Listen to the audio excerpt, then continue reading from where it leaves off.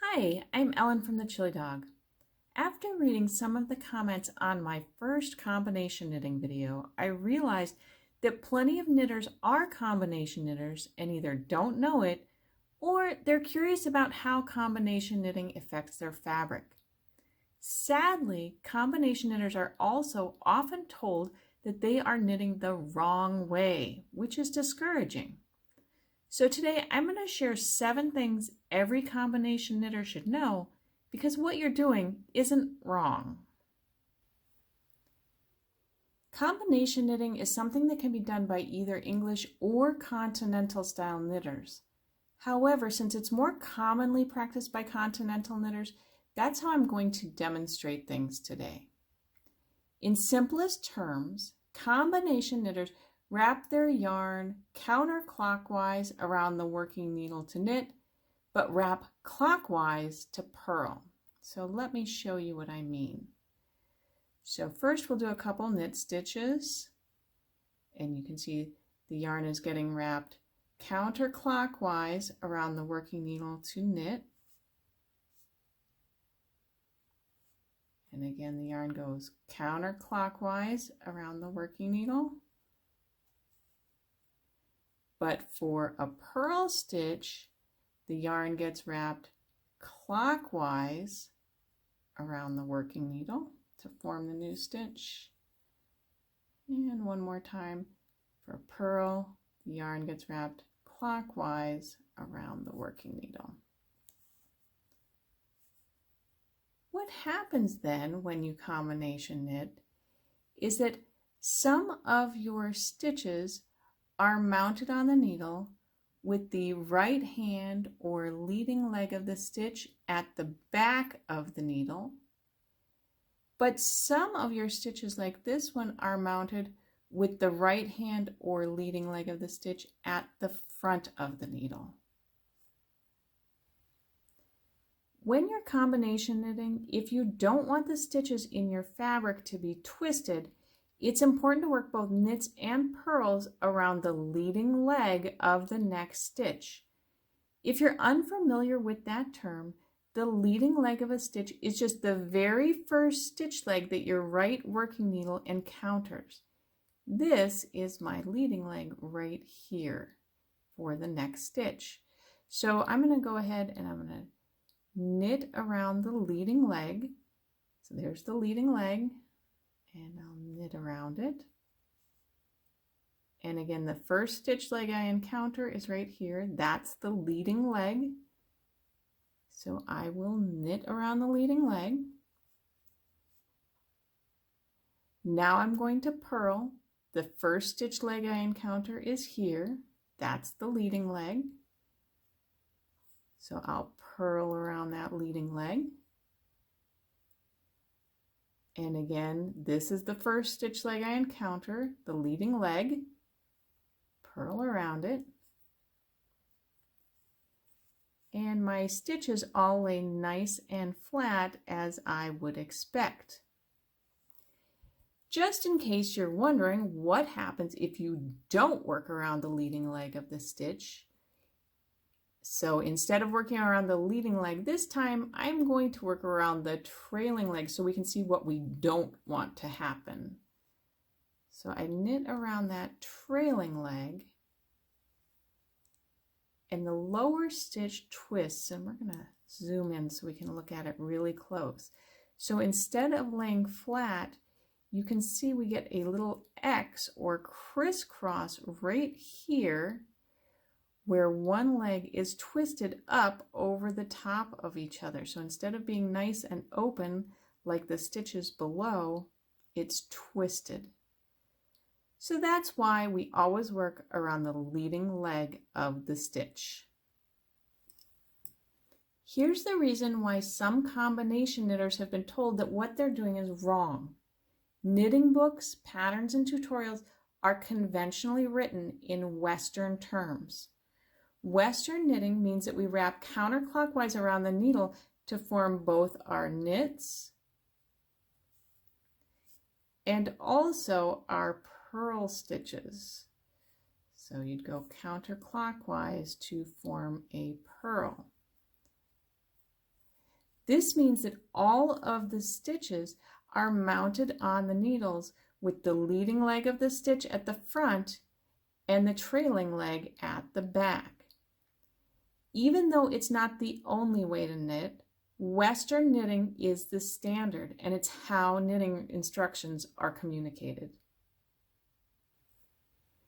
Combination knitters don't need to worry if instructions say to slip or insert your needle knitwise or purlwise, because knitwise and purlwise mean the same thing to all of us. Knitwise means your working needle goes through a stitch from the front to the back. Purlwise means your working needle goes through a stitch from the back to the front.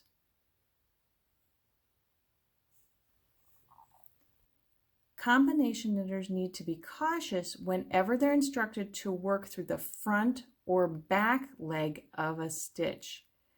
Remember, knitting instructions are given in Western terms, so the leading leg of every stitch is always at the front. But that's not the case when you're combination knitting. When in doubt about what a pattern is telling you to do, it can be easiest to reseat your stitch so it's conventionally mounted. To do this, you slip the stitch purlwise by inserting your working needle from the back to the front, slip it off the left needle, and then return it to the left needle.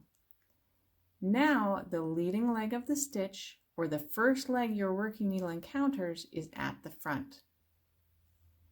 You don't need to worry if you try to reseat a stitch that's already properly mounted. All that happens is you slip the stitch purlwise with the needle from the back to the front and then return it to your left needle. It's an unnecessary motion, but it's not going to change your fabric. Finally, let's apply what we've learned about combination knitting to 3 common decreases: the slip knit pass, slip slip knit, and knit 2 together on the knit side of a stockinette swatch. The slip knit pass is defined as slipping a stitch knitwise, knitting a stitch, then passing the slip stitch over. Knitwise means the same thing for everyone. So we are just going to insert our right needle from the front to the back and slip the stitch off. Knit a stitch, remembering we need to work around the leading leg so that the stitch doesn't get twisted.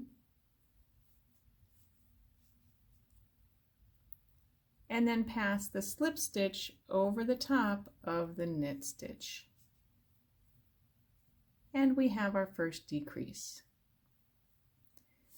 The slip slip knit is defined as slipping 2 stitches individually knitwise and then knitting them together through the back loops. Again, we don't need to worry about slipping knitwise because knitwise is the same for everyone. So I'm going to insert my needle from front to back, and then we're going to knit these 2 stitches together through the back loops.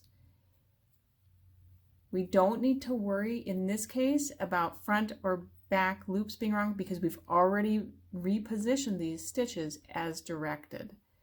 So I'm going to knit those together through the back loop.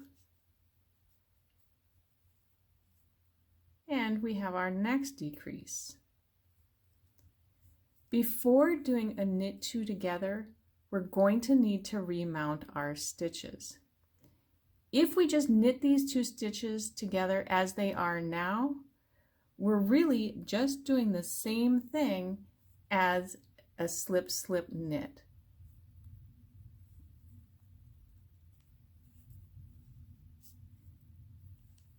You can see that the decrease leans to the left just like this slip slip knit before it.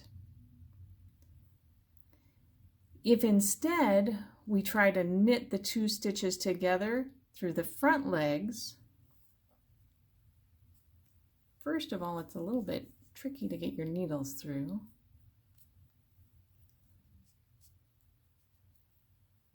But you can see this second stitch in the pair gets twisted and is crossed one leg over the top of the other. So instead, what we'll do to do a knit two together is slip the two stitches individually purlwise to remount them.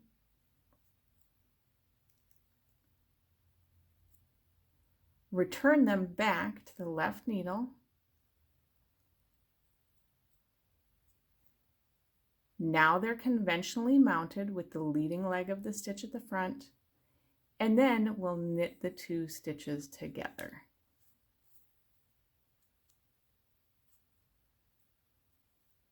And now you can see our decreased leans to the right.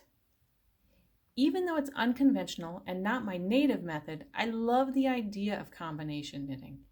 It's a great example that there's more than one way to create a beautifully knit fabric. I hope you enjoyed learning a little bit about combination knitting and the adjustments combination knitters need to make in their work. If you did, make sure to give this video a thumbs up, share it with your friends, and subscribe to my channel, The Chili Dog, for weekly knitting tips and tutorials. Until we stitch again, happy knitting!